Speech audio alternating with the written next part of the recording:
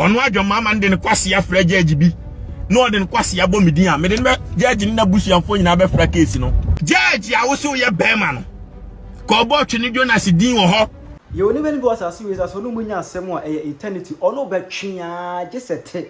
And at this particular moment twene Jonas ekasa ankofo no ho threat kakra bi a Kevin Taylor be threat twene Jonas a wo tiri mu say odin kwase o be me deport wo no eno yondo no twene Jonas abe Tracy Kevin Taylor so hard one ene John Mahama ene NDC obo mu back to back na wasa babie mu abesene warning to them. I want to say Kevin Taylor on reply to beef no near her bema or media so now I send a message to Mahama and NDC party members. I penya block media message say any demo obe like video no other my subscribe button and subscribe click notification icon for latest updates na ba chere wa dwende ba me e wo comment express as oba so no a share video na wa so enya bi ahwe eti twene Jonas de almighty 2025 Kevin Taylor akoni abeta wode banche akobo ngum wakoka twene Jonas entokwa ama twene Jonas switching na anger no from Akufo and MPP government now no or the nibre abeswe Mahama any ending so awo chirim say Mahama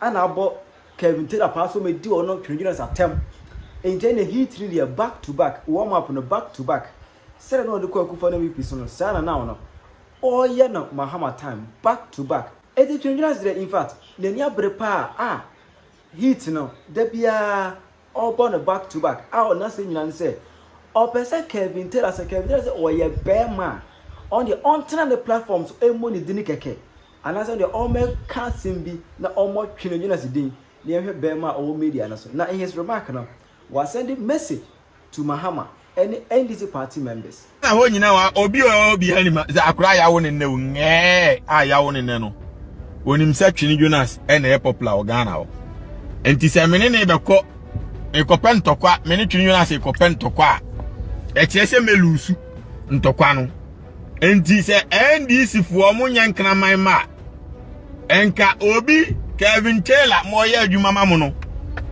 mo nyadan mo nko mo metena o medi twene Jonas atemo mo be de mo be ba be condemn Kevin Taylor say na o sa o Jomama o ye adwuma ma Jomama enti se wo kobo attack ya boy no ye be lusu what did Jomama na ebeto asemu enti se mo nyina police for mo chase baby mo ho the police our friend yes yeah yeah so I'm the two yeah go boy I'm hard I'm not for them from no my mama take it go for me hard the police are anyway obi say yeah 80 the whole Ghana no Kevin Taylor and NDC for nkwana hwe no me no the omani nyine tie no kure o me ho enti say odi Jimmy ebe support Kevin Taylor say ono abebo first attack esen ka mu nyina NDC for mu nimnyansa nka fast na mu nyina ama be den ma be yi mu ho afirim case nim say enye NDC for ye ne asem ye ne twene Jonas ne asem ba asem di Jimmy be sofo abedi me matemtem me teme ba bi na Kevin Taylor abo attack say o de me beba Ghana obe me deport me ese mu se mawu mi kura mu kopem time Kevin Taylor be deport me ampa enti we no say wa mo mi din direct na ya kuti enti me nyan starting hit enti say din no oba next one ebe respond ya na fe ma hit Jomama ne yiri ma hit obia because the first NDC for bloggers nyina support na che say Jomama any mona plan say mo mebo attack say be ya me ba be kura mu enti say Jomama ne te wona say wa employ obi ti say me say me fan say makura me ne omo ye adwuma yi omo ko Kevin Taylor fi o Virginia me mo na me kire omo say ada say mo nye bibi ana ma mo nye they take instructions from me won enti won na me kire no because obo attack na me to omo ana frefrem say Kevin Taylor say o ye say obe onti enye ndan na mse montombo ase won ena ansana Ibrahim Mahama ni nyuma ne normal deals ne normal be betuma be ma company ni nyina start ya drop no ni nyina no cases ni nyina Ghana for na de buy me kind because me train say attack for be banam dia me the Ibrahim Mahama weak points ne omu companies ni nyina be respond attack no enti say odi twinjo na se no be come here the whole mind nyina one miss ni nyina ba me ho ade information aba won say de yeti no enti minim ne yeti amo ba bia manyina dream kwase afo enti munim se o ko kantoko a wontimi nko a entokwa no wan kasa obebre na would you know law judge bia ni obetimi ne kwase abomidi muntie mi ye e wo Ghana ho judge a wo pe hit no fa wo kwase akobomidi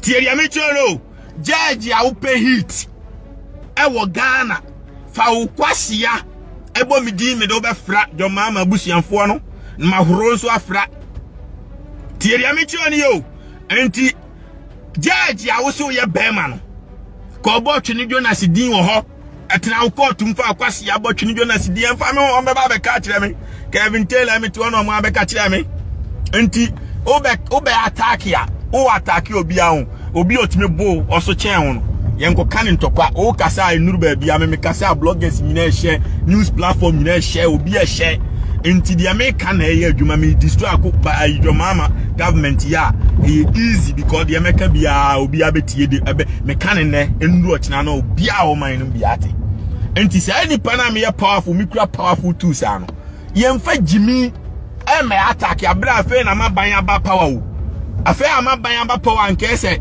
ye den ye boy ba ya ban no ho ni din aban ni ho din papa no ye protect the image of the aban no enya afa ni ye invite trouble a aban ni ntimi solve because me trouble no aba joma ma nim na ne judge ni bi kwase ya bi ono adwoma ma ndene kwase ya fra judge bi no de kwase ya bomidin a me de judge ni na busuanfo nyina be fra case no unim sa se twini Jonas no ye wa be kan bia be defeat mu nyina mu nim Ghana ni bia nim entidie ntina wo de jimi kofa hit ya mu ntime so ano eba onse esi ano ma melo a wa silence ntime ma forward Kevin Taylor because oba me damage NDC ni easily because information am I gather no ba no mo de basa majority of them no NPP for na de ba media me kanokrachi ona dodo na so NDC for na mututu omo ba de na yo mo ya se ma ba power mu ma bi post mu post no mo de information ba enti se information ne na okra nya na okra no me de betuma damage we image awie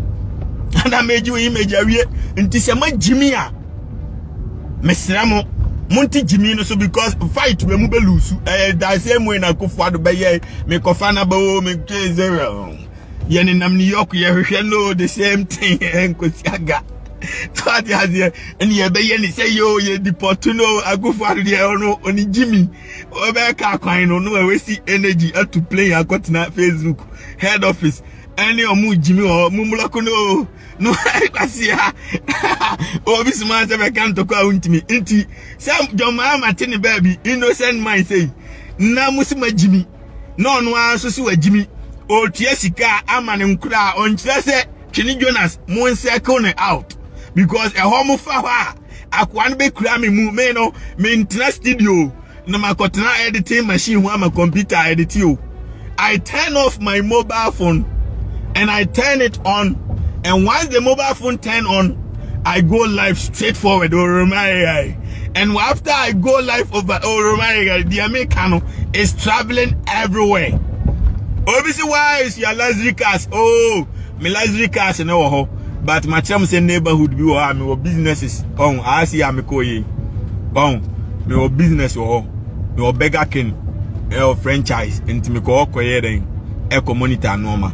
Na honey neighborhood a before na ntimi fa expensive car nkofa ho obi kura be scratch me even car we kura me ko police for stop me mo bisa me kwase akoshe mo pelances age man fa mo me nyom press wie na msima me mie wo map na me nko bisa me jimi kwashe na msima masa me company ni workers we nyina me workers nti so ma hu bibini bisa me kwashe na nti a moment ya India for na my employment case and your boss no na conversation Jimmy and almost only a call baby because the suspect here akwabi e man temwa nti omo po bi ache no nti ka bi obedro bi ese omo gina as long as I be ni team no nko ade ese omo gina na me so le anya hwe nti me police for ni wie na ma bi wo mapa me se be gina Kevin Taylor ne ma so nti every single day me be jina ni pa no so nti sa hit way pa we so Jimmy me ko fa hit way hit way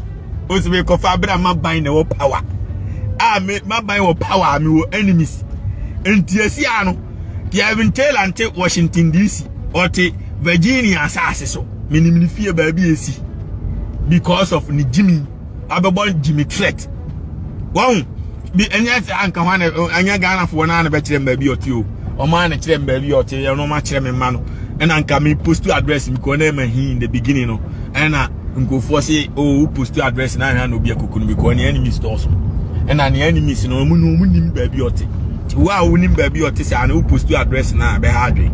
Enti the best solution to end this and say mon frek na man na muntu ne fo say obetra so a on pa che say oh Twini Jonas kra no oye ye boss ye nyina ye boss kan ho enti me mamu apo yesira no heat na e fa ko anchi ni ye dan ye fichire no ano odene enti ye kra ye nya ya dwisi ye ko kanasem na ye obi foforo New York and an year because Kevin Taylor was smart and one meeting.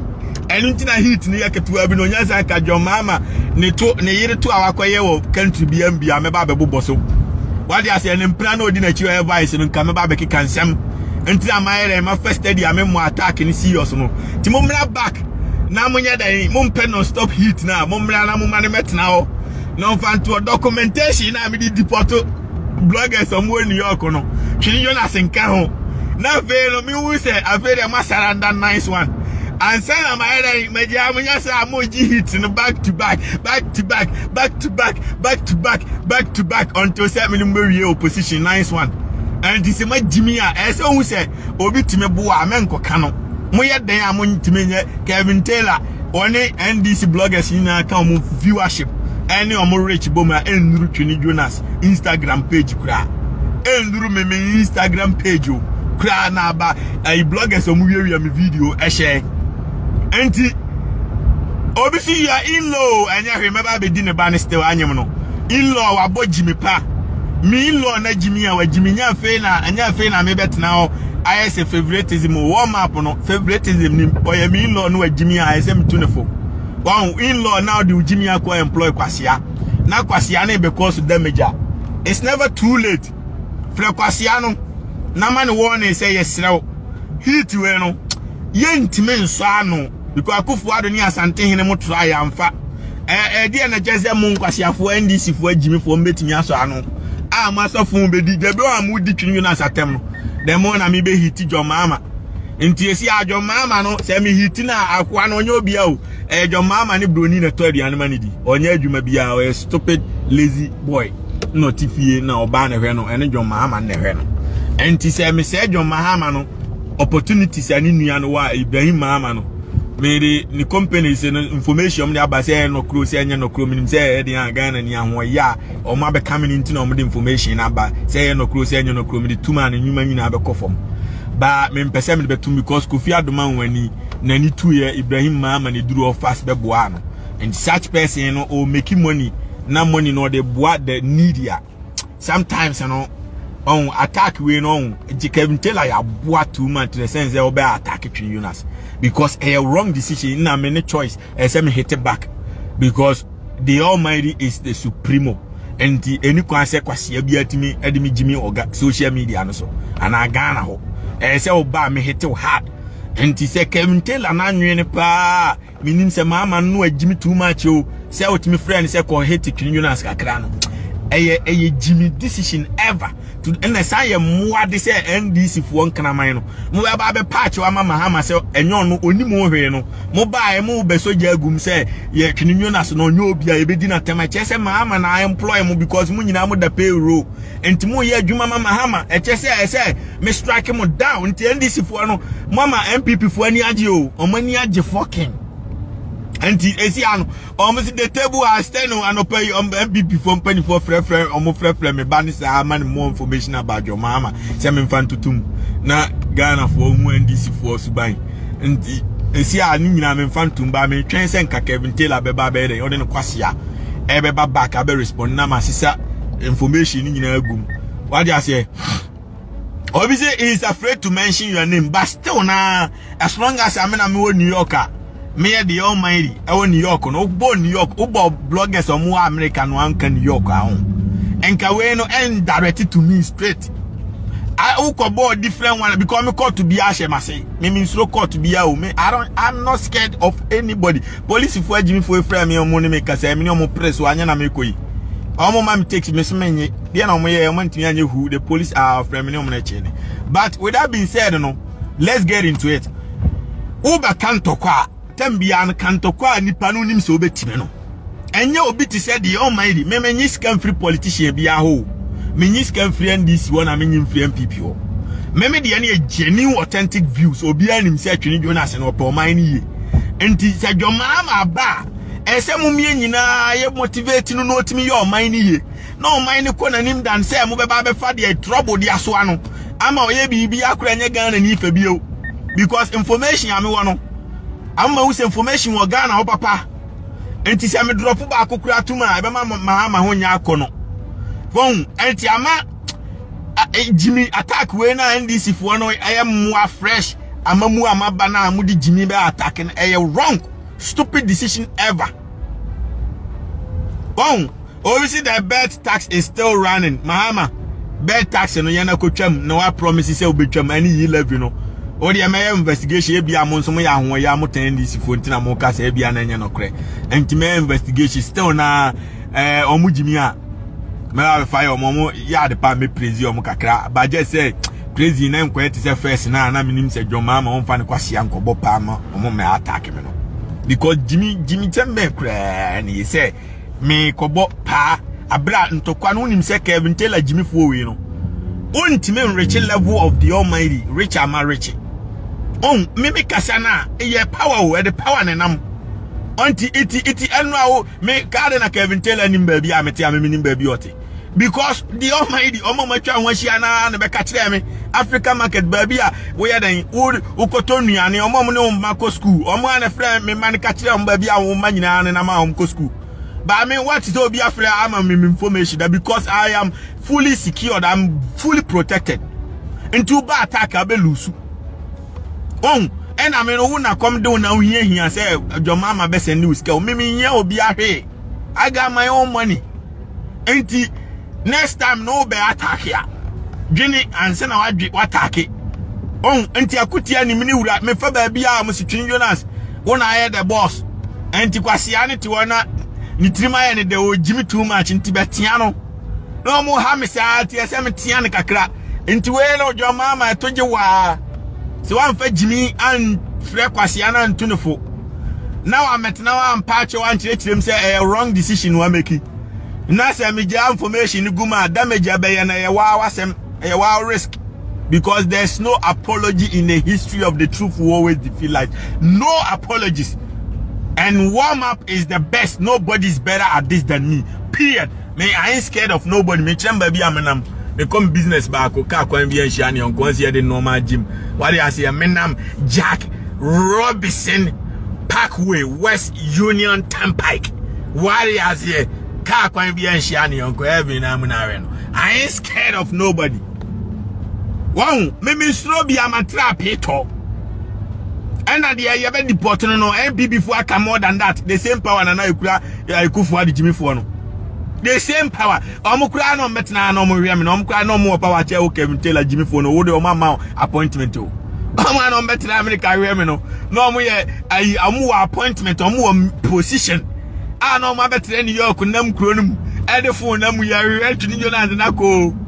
Ankosi aga na antise wo kwase ampanyini a. Wo hye da motobi mu Virginia ho there be wo de ne comedies kwasi ampanyini a wadan outim kura sa loan. I buy my house cash, physical cash. Me and your mama ka planim police mu baby I buy my house physical cash and to end. Obviously your mama daughter love you and you remember bunny doggy nice one pa to there. Obeto achira wa june amame e wo comment Kevin Taylor. Jonas ehia. O call for beef. Ona go to the can. O go ka so be deport no. Now no. Obebo odin on many occasions e did do attempt the can do ope. Ye nim say we be memu. Twin Jonas abeso asi so. Asem na wo ka kire no. E wo media ne so. Kire wa dwoma me. E wo comment section. Aha ipenya blog media. Aka.